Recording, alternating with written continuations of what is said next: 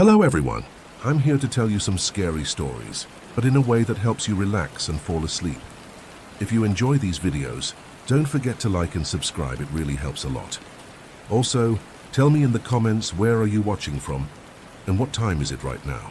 Now take a deep breath, listen to the gentle sound of the rain, and let your mind drift into the dark, peaceful world of tonight's story. The house on the hillet was an old house. Too big for a single family, too old for comfort, and too quiet once the sun went down. The kind of place that creaked in the middle of the day, not because of wind or age, but because it seemed to remember things. When I was 6 years old, that house was home. 2 stories of faded wallpaper, narrow stairwells, and uneven floors. It sat on the edge of a small town that doesn't look the same anymore. The land has been built up, new homes on every acre, but at the time the house stood almost alone, surrounded by half-wild trees and the hum of insects at night. We didn't live there alone. My stepdad's friends rented rooms to help with the cost. There was always someone around, coming in from work late, sitting on the porch smoking or clanking dishes in the kitchen, and yet the house somehow never felt full. It always felt like there was room for someone else. My bedroom was at the top of the stairs, the first door to the left. No door of its own, just a gap that opened into a small square of space where I kept my toys and a single bed against the wall. Across the hallway were my brothers, 2 of them sharing a room that faced mine. The stairwell between us had 2 doors, one at the bottom, one at the top. I'd close both every night, not because I was told to, but because something about the open dark at the foot of the stairs made my chest tighten. When I was small, I couldn't explain it. Now looking back, I think it was instinct. The way animals sense the edge of danger long before they understand it. Family stories came later. No one said anything at first, of course. No one tells a 6-year-old that a man, their great-uncle, a relative in name but a stranger in life, had ended his story in the same space they were now expected to sleep in. I didn't learn that until years later, when the house was already gone and we'd all long moved away. His name was Earl, my great-uncle. He had lived there before us in that very room. And one night, decades before, he had hung himself from the wooden beam that still ran across the ceiling above my bed. They said it was sadness, loneliness, maybe war, maybe debt. Nobody knew. But when you grow up in a house that remembers, those details don't matter much. You don't need to be told that something went wrong there. You can feel it. Even before the footsteps started, the house had a way of watching. The air upstairs was heavier than downstairs, even in summer. The light never seemed right, either too dim or too harsh.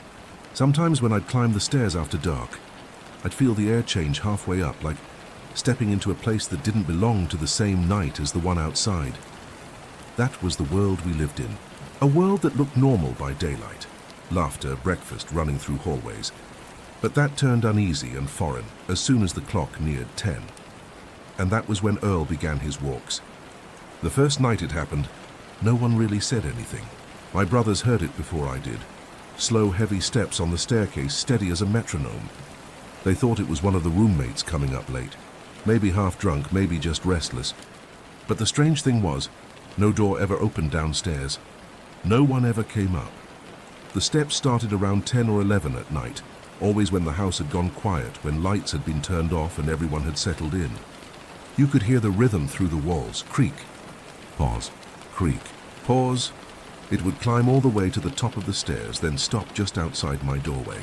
Then after a minute or 2 it would start again, from the bottom. Over and over, from 10 until 4 in the morning. At first my mum thought it was pipes. My stepdad thought it was one of the guys sneaking upstairs to the kitchen. They checked every possible explanation. Loose boards, settling foundation, even the old water heater in the basement. Nothing matched the sound, and nothing explained why the steps paused right at the entrance to my room, like someone standing there in the dark, waiting. I remember lying in bed, my eyes fixed on the faint light spilling in from the hall. The door to the stairwell was closed. I always made sure of that, but you could still hear the creaking echo through the wood. There was something deliberate about it. Too slow to be wind, too heavy to be small animals. Like someone climbing with purpose, someone retracing a path they'd walked many times before. My brothers started sleeping with the radio on, Low volume, some late-night talk show that hummed softly until morning. They said it made them feel less alone. I kept my flashlight next to my pillow. Sometimes I'd turn it on just to make sure I could still see the room. To prove to myself that nothing had changed, that the furniture hadn't shifted, that no one was standing there. But the thing about those nights was that the fear didn't build up all at once. It grew slowly, layer by layer, until even silence became suspicious. Because when the footsteps stopped, completely stopped, it felt worse than when they were there. At least the sound meant you could track it. The quiet meant it might be closer. My stepdad started leaving the bottom door open one night, thinking maybe it would let the sound pass through. That made it worse. The steps grew louder, sharper, like boots on wood. And always they stopped at the top outside my room.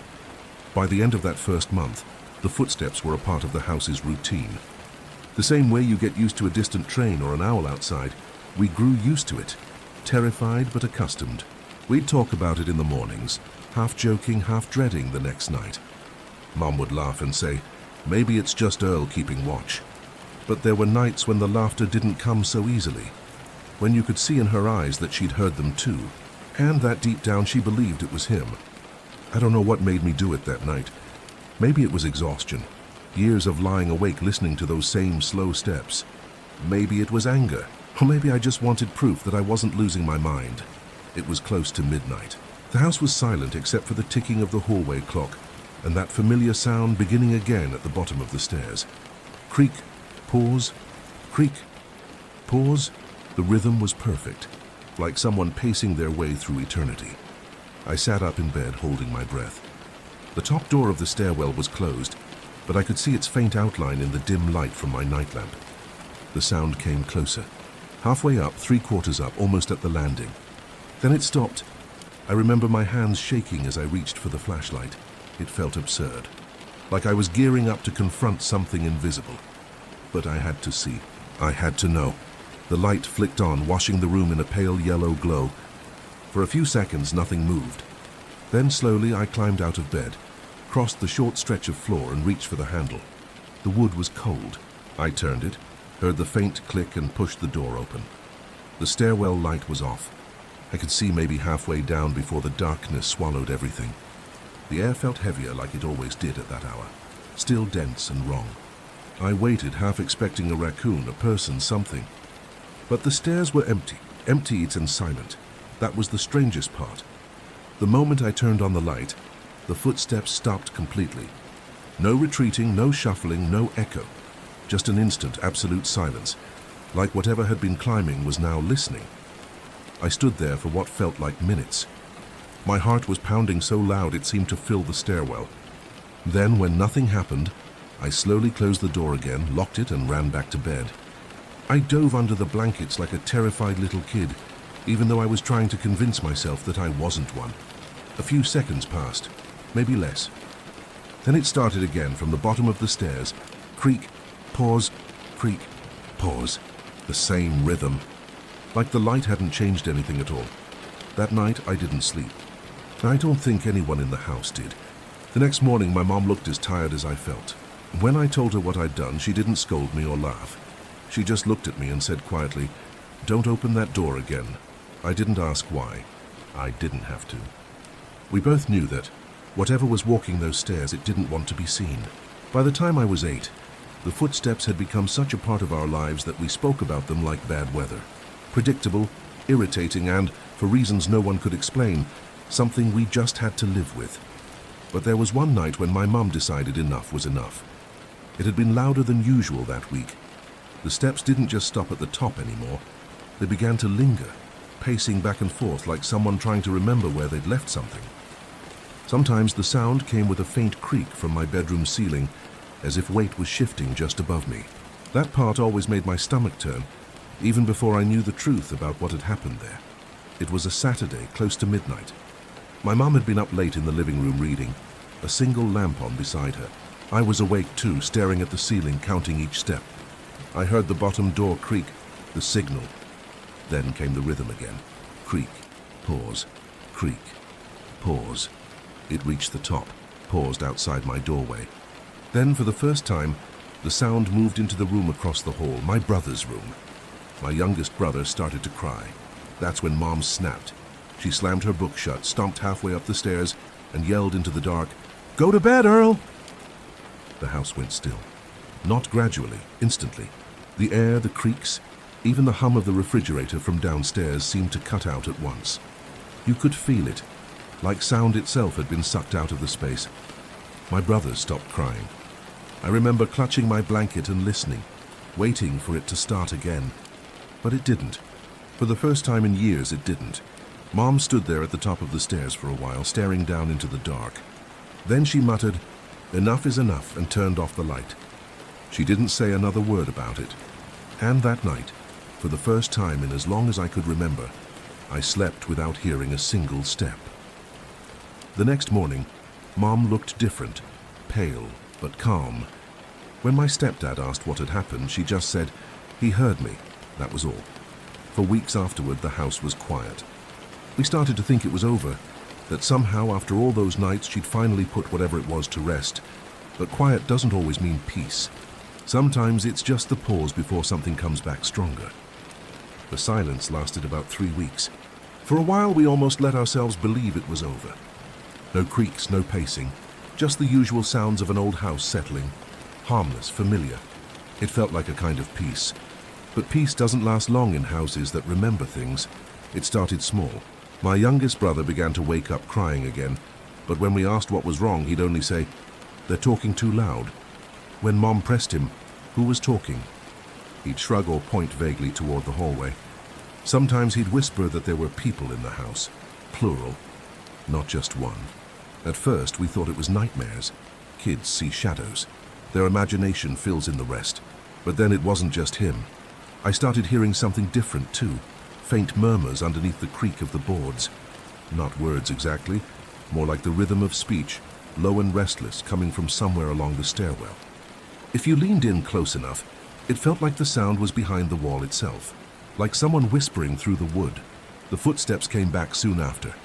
Not as loud as before, softer now, measured, careful. Almost like whoever it was had realized they'd been heard.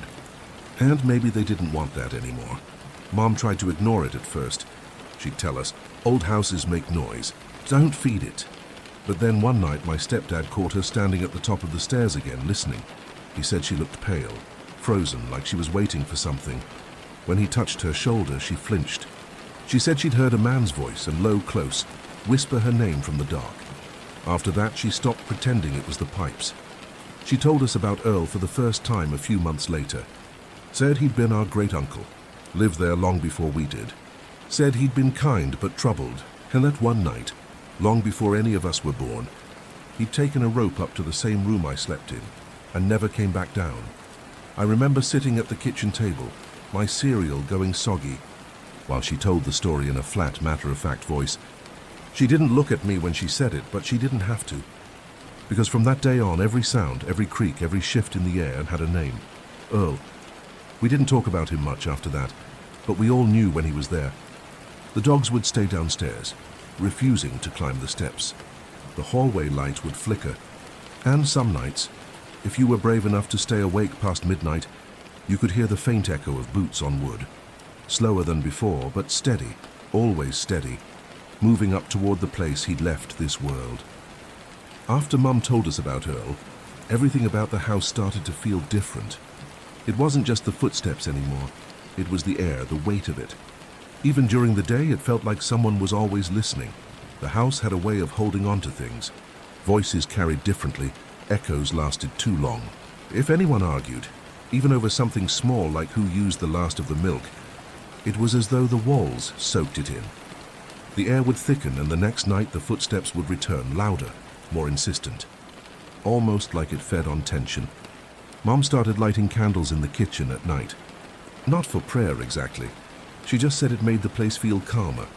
Sometimes she'd sit at the table long after everyone had gone to bed, staring out the window, the candle flame trembling in front of her face. She'd talk softly under her breath, like she was negotiating with someone we couldn't see. My stepdad tried to stay practical. He checked the beams, the plumbing, even the foundation. Said it was all old wood and imagination. But I saw how he looked at the stairs when he thought no one was watching. like he didn't quite believe his own words. One night a storm rolled through, lightning shaking the windows, wind pushing rain against the siding. The power flickered off, and we all ended up sitting in the living room by flashlight. Somewhere between the thunderclaps, the sound started again. Not footsteps this time. More like dragging.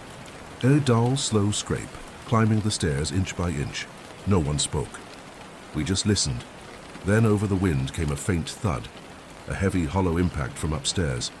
The kind of sound you don't mistake for anything else. Even now, I don't like to think about it too hard. When the lights came back, Mom didn't yell that time. She just whispered, "It's the house. It remembers him." And she might have been right. Because sometimes, when you live long enough in one place, the walls start to remember the pain that happened there. They breathe it back out in quiet hours, until you start to think maybe the house isn't haunted by a ghost. Maybe it's haunted by the memory of one. That storm marked something. After that night, it wasn't just footsteps or whispers. We started to notice little things. Objects moved, doors left open that we'd closed. The feeling of someone brushing past you when you were alone. Nothing violent, just present. And always centered around the stairs. If anyone in our family seemed to feel things the most, it was my youngest brother. He was only about 4 when it all started. Too young to understand what a haunting was, but old enough to know when something wasn't right. He used to tell Mom that the man came to visit him at night. The first time he said it, she assumed he was talking about my stepdad checking on him before bed. But then one morning he told her, "No, not Daddy, the other man. The one who walks funny." Mom froze when he said that. None of us had told him about the footsteps. He'd say the man would stand at the bottom of the stairs sometimes, just watching. Other nights he said he saw him at the top, near my doorway. When Mom asked what the man looked like, my brother said, "He's wearing dark pants and his face is blurry." He'd cover his own face with his hands to show her, palms pressed flat, like something was hiding what was underneath. There were other details. Too, the kind you don't forget because they don't sound like something a child could make up. He once told us that the man hangs from the light, pointing upward. Mom had to leave the room when he said it. She tried to brush it off for a while, but the pattern became impossible to ignore. The nights my brother said he saw the man were always the nights the footsteps were loudest. Once he woke up screaming, saying the man had leaned over his bed and whispered, "You're too young to be here." After that, my mom moved his bed into her room. The rest of us kept sleeping upstairs, though sleep didn't come easy anymore. The stairwell became the center of everything. The sound, the cold, the uneasy feeling that someone was pacing between worlds. Even when we were downstairs, we'd hear faint movement above us and slow, deliberate, like someone trying not to be noticed. My stepdad eventually nailed the top stairwell door shut. He said it was for peace of mind, but the truth was we all knew it didn't matter, because the sounds didn't stop. They just adjusted. Some nights it was a single creak right above the kitchen. Other nights it was the whispering again. Faint, impossible to make out, but undeniably there. And sometimes late at night, I'd wake up to the sound of my mother quietly saying, "Go to bed, Earl," her voice tired and small, like she was talking to someone she loved and pitied at the same time. My brother doesn't remember much of it now. He says his memories of that house feel like dreams, too dim, too heavy to be real. But every now and then, when we talk about it, he still gets quiet and says, "I didn't like that man." And none of us have ever told him the full story of what happened in that room. Some things we decided don't need to be remembered twice. I was in my late teens when I heard they were going to burn the old house down. The county had sold the land to make way for new subdivisions, the kind with cul-de-sacs, mailboxes that all matched, and street names that sounded like flowers or birds. For weeks we drove past the place, watching it sit empty, the windows boarded up, the paint curling from years of sun. By then, we'd long since moved out, but the house never really left us. Even after all the years, even after everything had gone quiet, it felt wrong to hear that it was finally being erased, as if tearing down the walls could undo what had lived inside them. Mom didn't want to go back. She said some doors were better left closed, even when they no longer exist. But I went. I don't really know why. Curiosity, guilt, maybe something close to respect. You don't share that much fear with a place and just forget it. The morning of the burn was cool and still. Fire crews were already there, stringing hoses, clearing the ground. A few neighbors stood behind the tape, talking quietly. I stayed farther back, watching from the edge of the field. When they lit the first flame, it spread faster than I expected. The old wood caught like paper, orange and black consuming it inch by inch. For a while it was just the sound of crackling and the distant hiss of hoses. Then came the smell, that heavy, sour smell of burning paint and insulation. As the fire climbed the second floor, I caught myself staring at the left side of the house, my room. The window was long gone, just an open square now. And for a second, just a second, it looked like there was movement in that dark space behind the flames. A flicker, a shape. Too brief to be real, too sharp to dismiss. The roof went next, collapsing inward with a heavy groan. It was strange, watching the place that had terrified me for so long disappear in minutes. Part of me expected something to happen. For the air to shift, the sky to darken, a sign that the house didn't want to go quietly. But there was nothing. Just smoke, heat, and the quiet murmur of people who didn't know what the place had held. Afterward, when the fire was out, and all that was left were blackened beams and piles of brick, I stepped forward and found a few pieces that hadn't crumbled completely.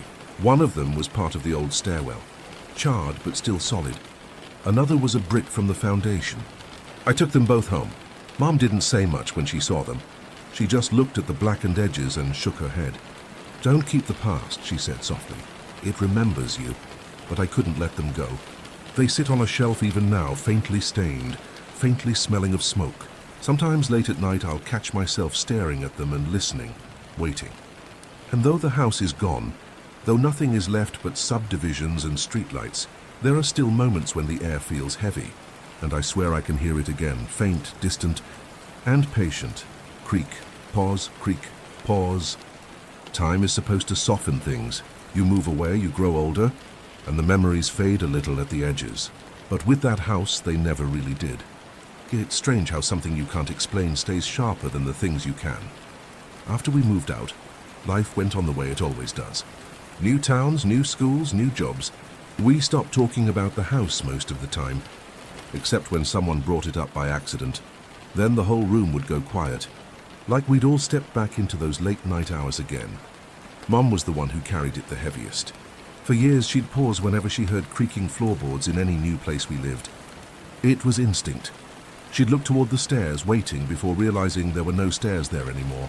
She told me once that sometimes she still talked to Earl, not out loud, just in her head.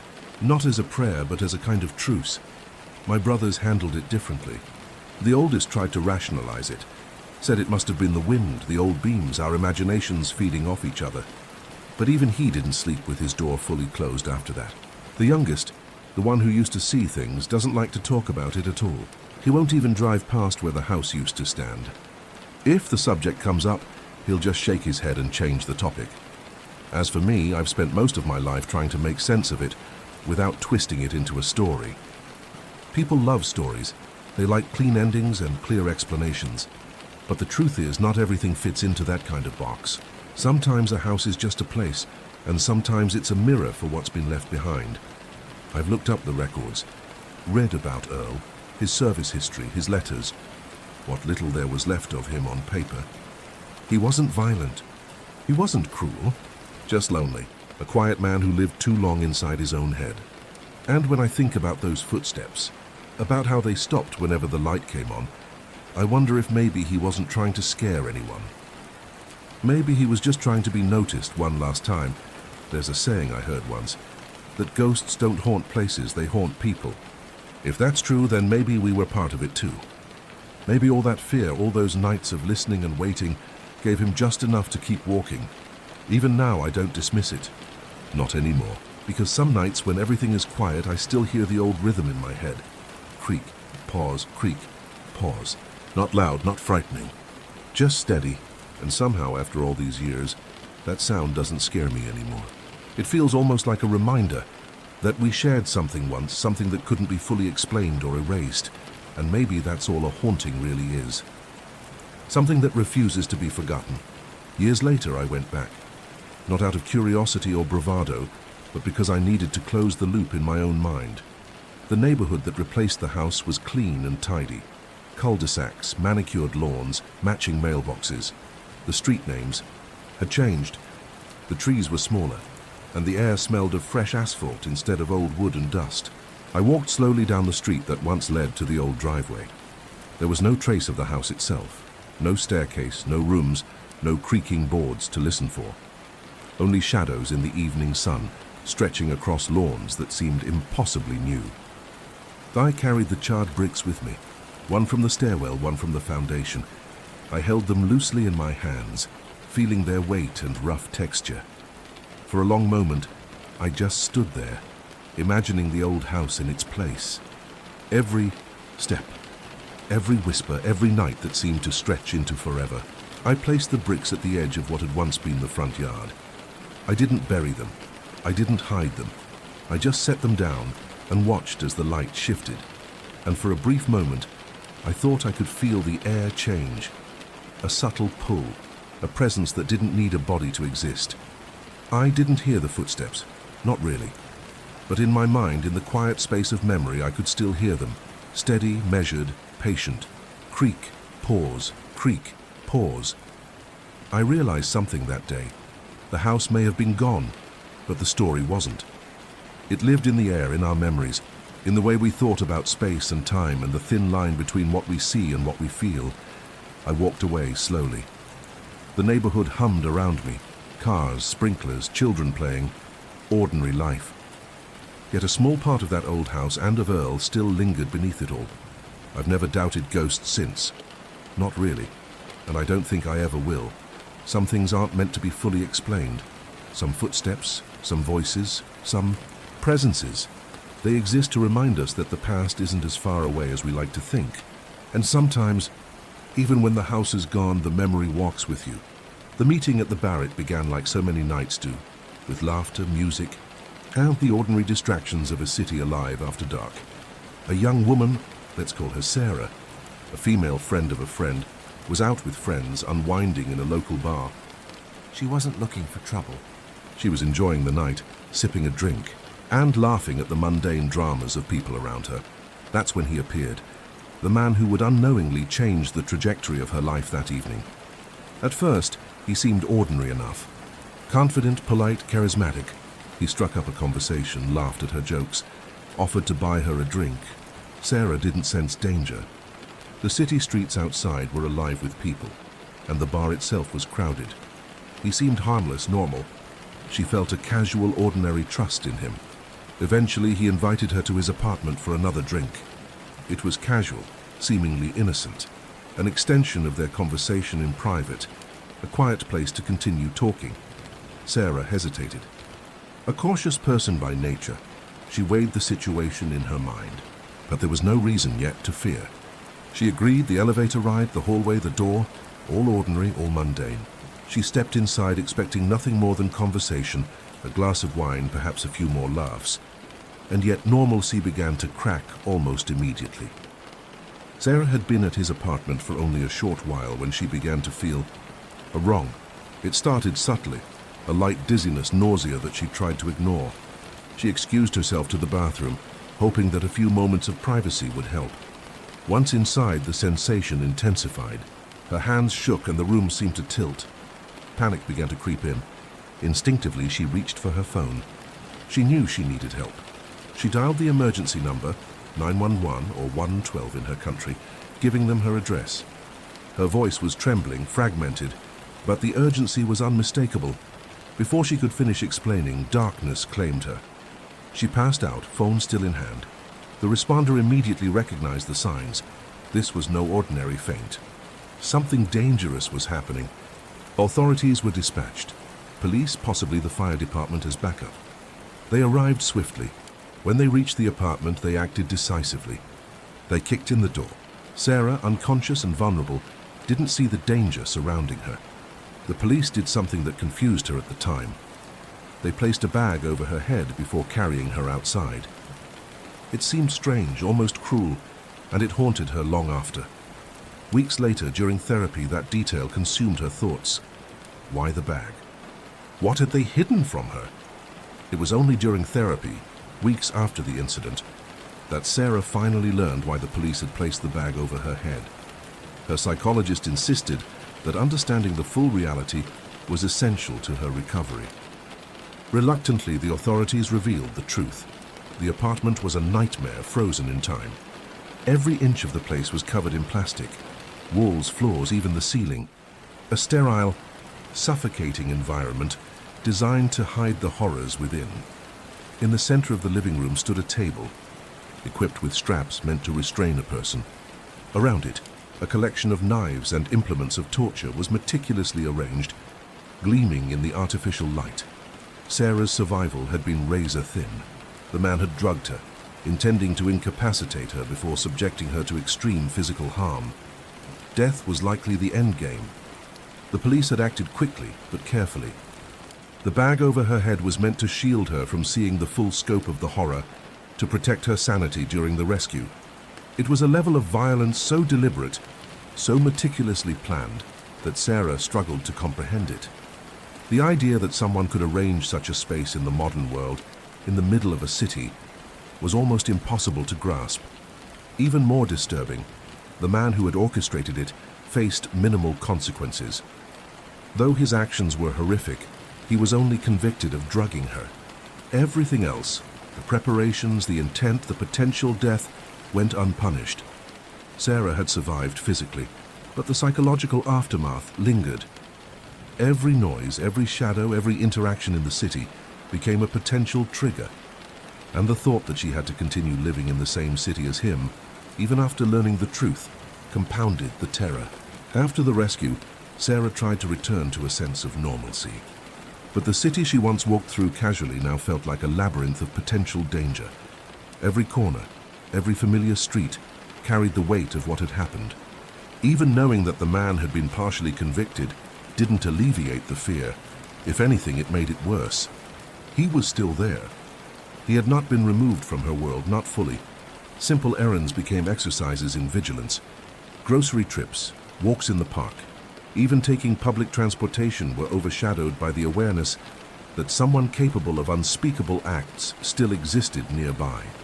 Therapy sessions became crucial. Sarah learned coping mechanisms, grounding herself in the present, noticing details around her, recognizing triggers before they overwhelmed her. But the constant tension, the feeling of eyes on her, of invisible threats lurking, never fully disappeared. Her friends and family tried to support her, but even they could not inhabit her fear. They could not feel the terror of knowing.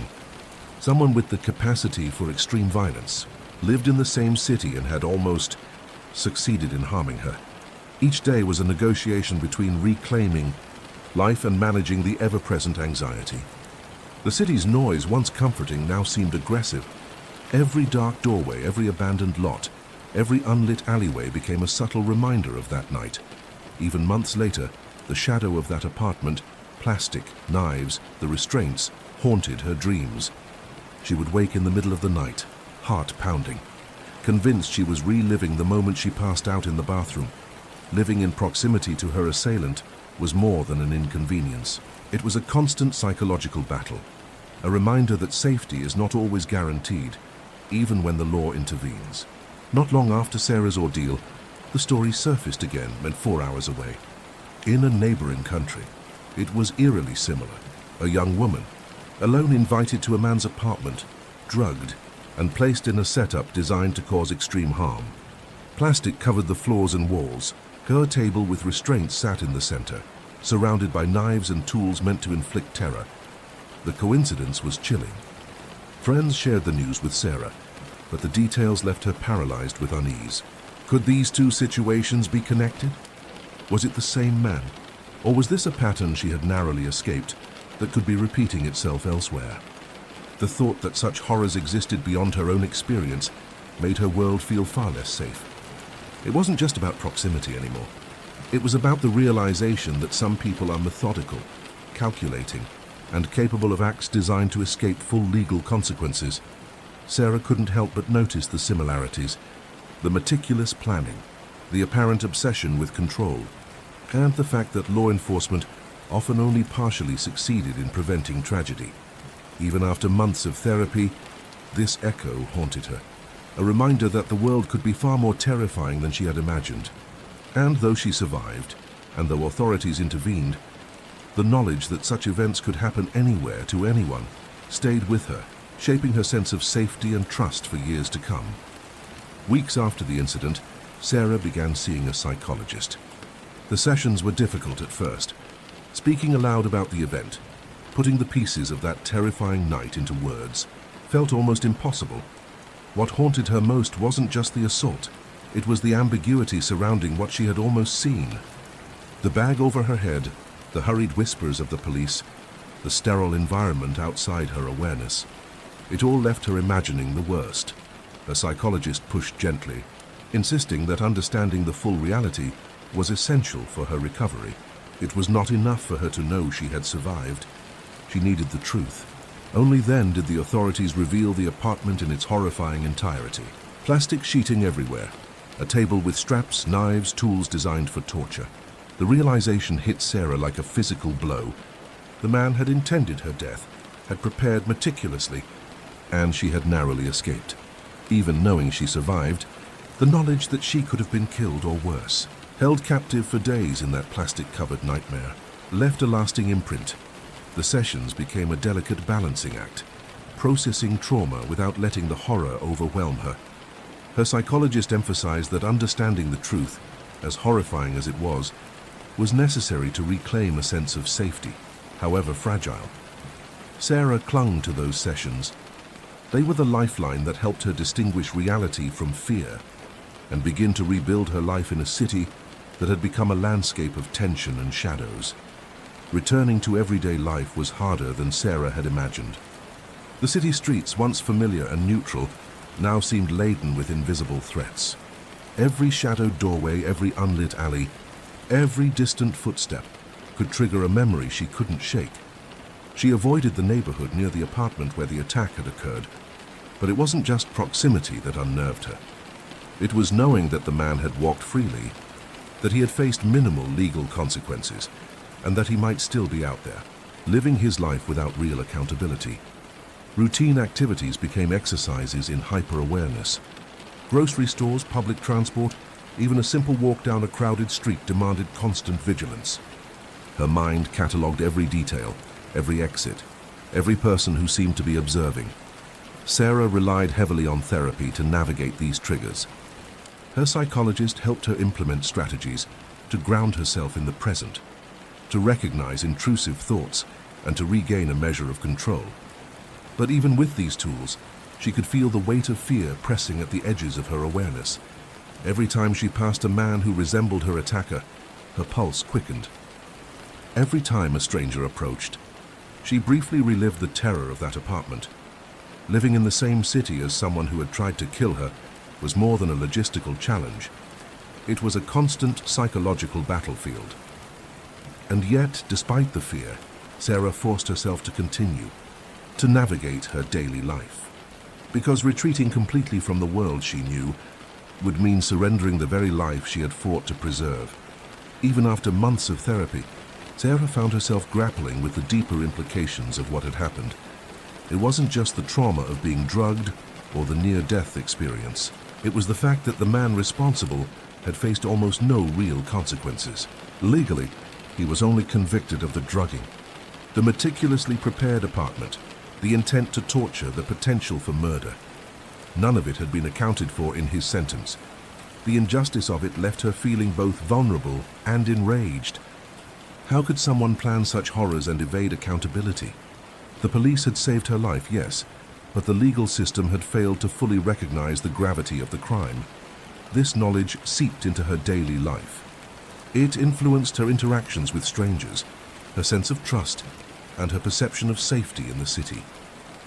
Even her therapist admitted that part of recovery involved acknowledging the reality that the world could be dangerous in ways that weren't always punished. Sarah began to see the lasting effect on her psyche. Simple things like walking home at night, sitting alone in a quiet cafe, or answering the door became charged with tension. Her mind replayed what could have happened if the police had been slower, if she hadn't called for help in time. Yet, paradoxically, the same reflections strengthened her. She realized that surviving meant she had agency, that she could navigate fear without letting it consume her entirely. The trauma, the legal shortcomings, the shadow of the attacker, all of it shaped her vigilance, her resilience and her careful awareness of the world. And still, there was an unshakable thought. What if this was not an isolated incident? Not long after Sarah's ordeal, she heard a story that made her stomach tighten. 4 hours away in a neighboring country, an almost identical event had occurred. Another young woman, alone, invited to a stranger's apartment, drugged, trapped in a space meticulously prepared for torture, plastic covering the walls, floor and ceiling, a table with straps, knives and implements arranged as if for a ritual of suffering. The similarities were striking, almost too precise to ignore. Sarah couldn't help but wonder if these two incidents were connected.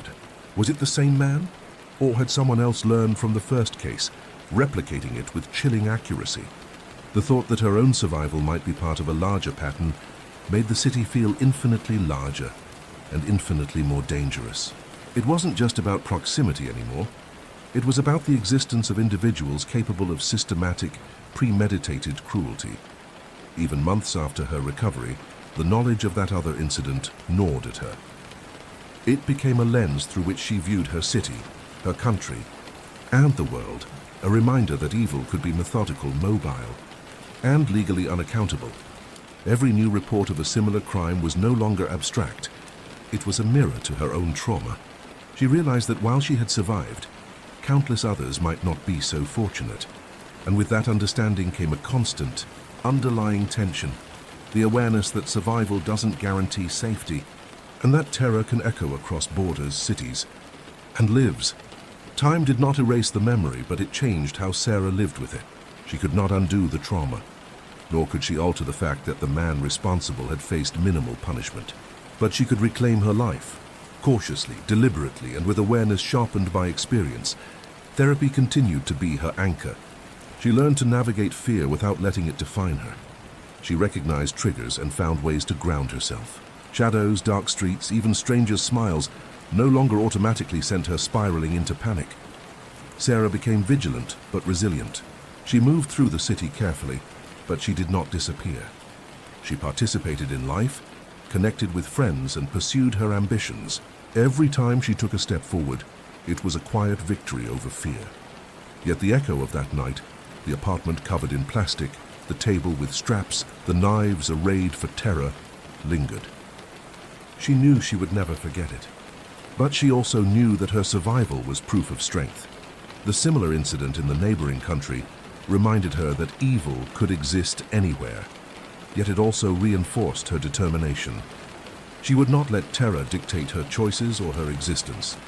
Living in the same city as the man who had tried to kill her remained a constant awareness, but it no longer dominated her life. She understood now that survival was not just about escaping immediate danger.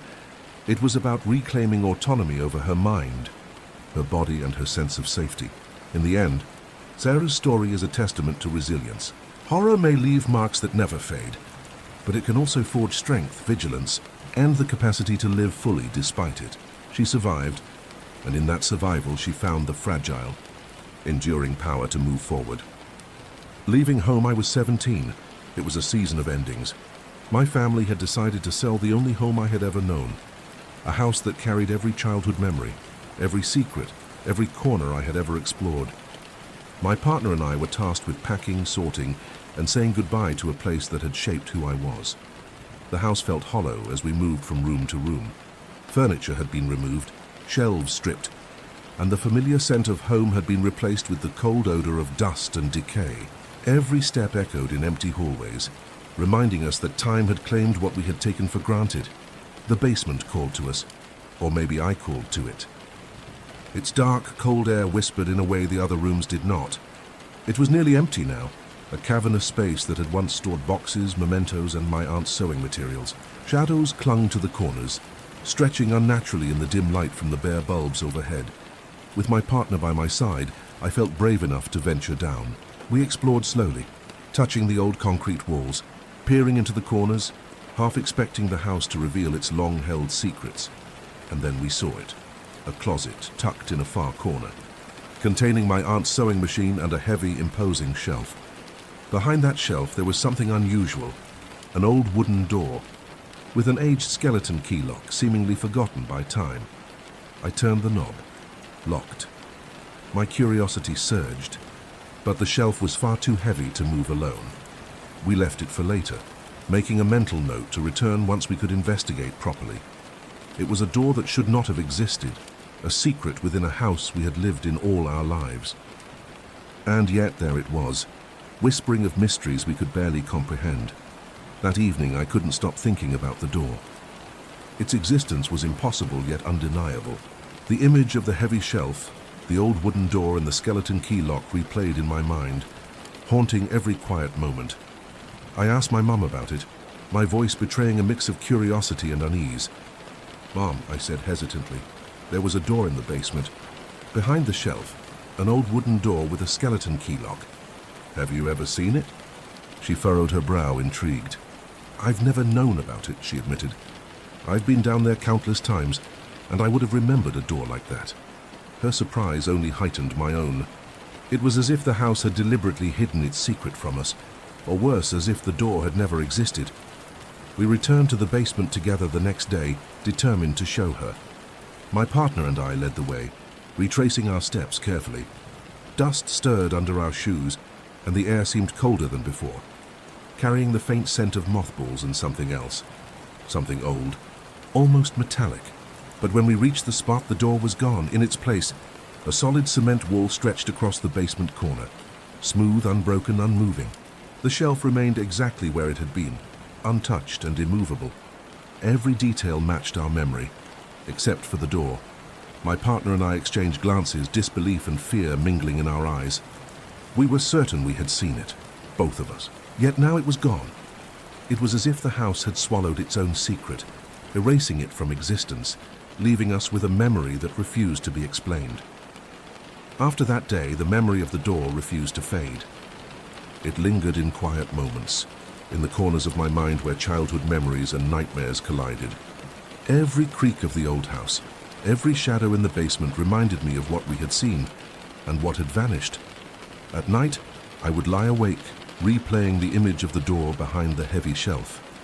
The thought of that old skeleton key lock, the door's worn edges, and the way it seemed to call to me filled me with a mix of dread and fascination.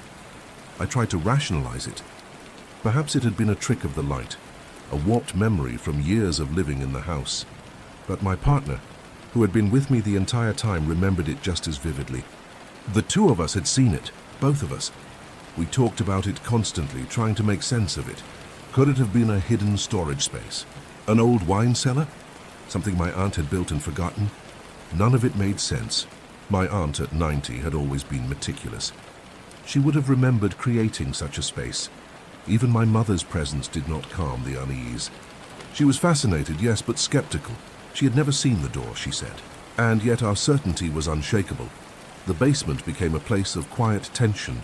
Every time I returned to pack or move something, I found myself glancing toward the cement wall, half expecting it to shift, half expecting the door to reappear. But it never did. It was as if the house had remembered its secret and decided we were not ready to see it again. And the memory of that vanished door began to haunt every move I made during that chaotic time of leaving home. Despite the fear, curiosity gnawed at us. We couldn't let the mystery rest. My partner and I decided to return to the basement, determined to understand what we had seen, or thought we had seen. The basement seemed colder that day, the shadows deeper, the silence heavier. Every step on the concrete floor echoed like a warning. I could feel my heart thumping in my chest as we approached the corner where the door had once been. The shelf stood unmoving, exactly where we had left it. Dust lay undisturbed, a testament to the long emptiness of the room. My fingers itched to push against it, to finally reveal the secret that had haunted us for days. But when we looked beyond, there was nothing. No door, just the solid cement wall, smooth and unyielding. I reached out, my hand brushing the cold surface. It was solid, impenetrable, no seams, no hint that a door had ever existed there. My partner pressed his hand beside mine, equally certain of the wall's impossibility. The silence pressed against us, heavier than the cement itself. I could almost hear the memory of the door whispering from the shadows, just beyond reach, reminding us that we had glimpsed something not meant to be seen. We left the basement slowly, each step filled with an uneasy awareness that we had disturbed something beyond our understanding. Yet even as we walked away, I knew the memory of that door would linger, haunting our thoughts, shaping our fears, and demanding questions we could never answer. After that unsettling return to the basement, we brought up the door again at dinner. My mother's curiosity was piqued, but she had no answers. "I've lived in that house my whole life," she said, her brow furrowed. "I've never seen that door, never. And I've been in that basement more times than I can count." Her words only deepened the mystery. How could something we all saw, my partner and I, with perfect clarity, simply not exist for anyone else? We debated every possibility. Could it have been some long-forgotten remodeling?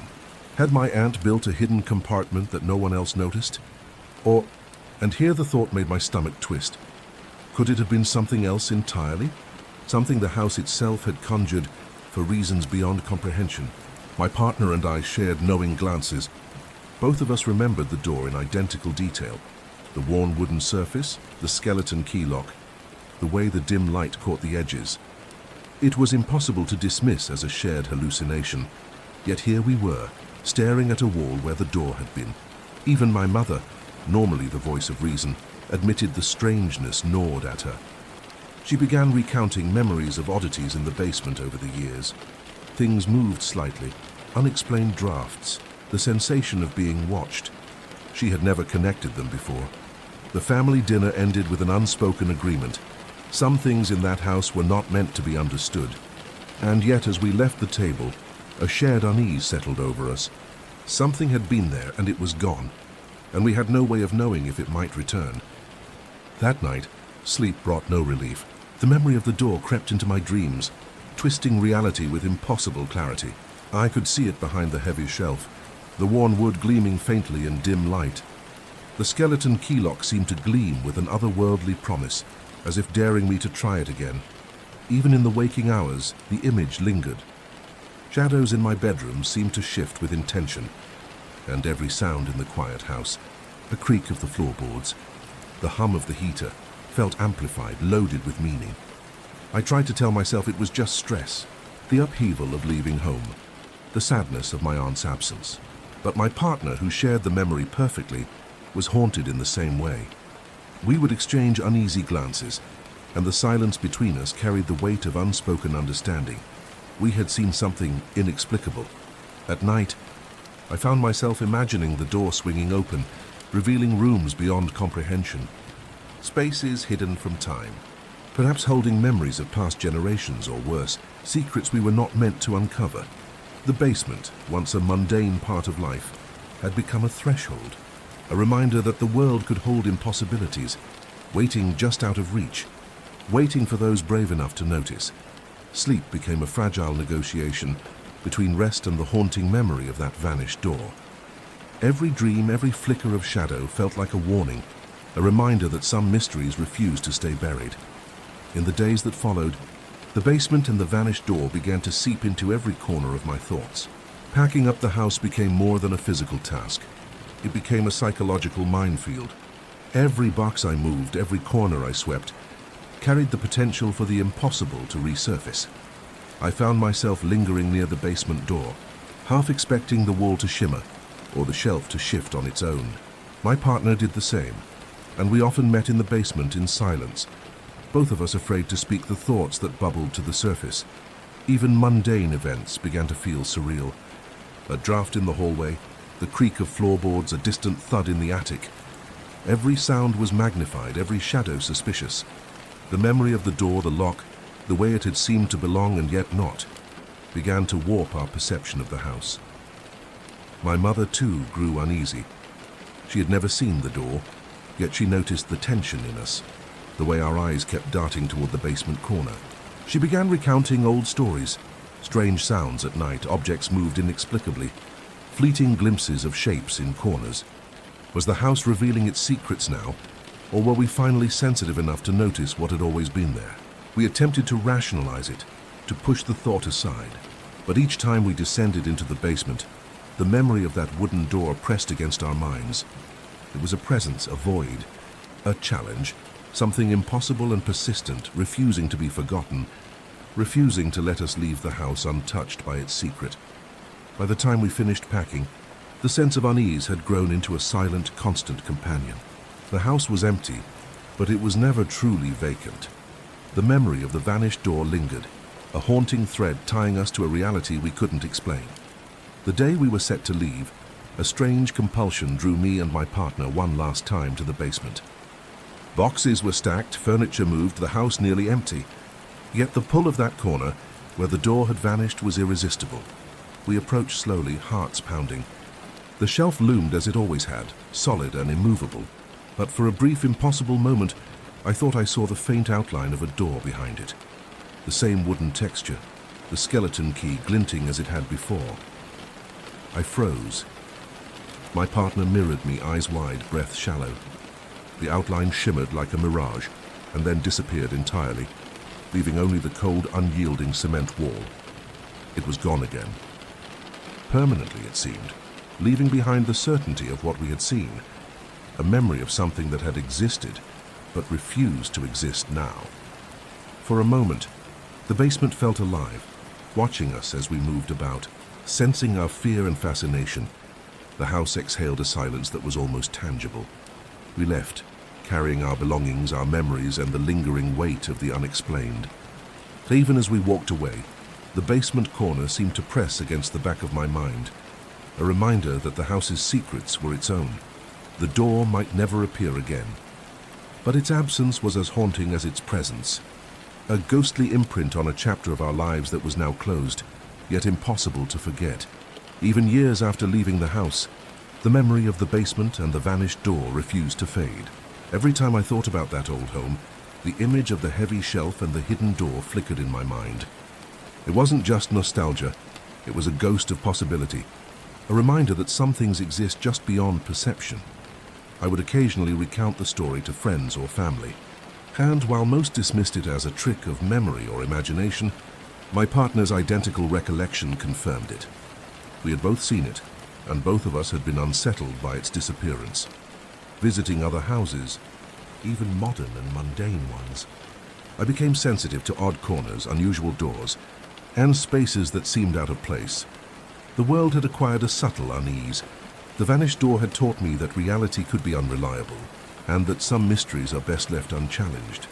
Even my mother, who had been skeptical at the time, admitted in later years that the basement had always felt strange, colder, quieter and heavier than the rest of the house. The vanished door, whether real or imagined, had etched a permanent mark on all of us who had experienced it. It became less about fear and more about awareness, a constant reminder that some secrets exist beyond explanation, and that the world can hold impossible things, lingering just beyond reach. Even now, decades later, the memory of that vanished door lingers like a shadow in my mind. It is not a fear that dominates daily life, but a subtle, persistent unease, a reminder that some experiences refuse to be neatly explained or forgotten. Whenever I think of the basement, I can almost feel the cold concrete underfoot, the heavy shelf blocking a secret, and the faint glimmer of a skeleton key lock that should not have existed. The vanished door taught me that reality is sometimes fluid, that memory and perception can intersect with the inexplicable, leaving a trace that endures long after the physical evidence has vanished. Even my partner, who shared the experience, still recalls it vividly, a bond of shared witnessing that defies logic. We often talk about it in quiet moments, each time revisiting the terror and wonder of that day. Each time reminded that the world is far stranger than it seems. The house is gone now, sold and remodeled beyond recognition. Yet in my mind, the basement remains intact, a place where the ordinary became extraordinary, and the unseen became unforgettable. The vanished door is a haunting legacy, a fragment of a house that was never truly empty, a mystery that whispers still. It serves as a reminder that some secrets are not meant to be unlocked, that the world contains spaces beyond comprehension, and that the memory of what once was can be just as potent as reality itself. Even as life moves forward, I carry the vanished door with me, a quiet, unsettling presence, an echo of a mystery that will never be fully explained.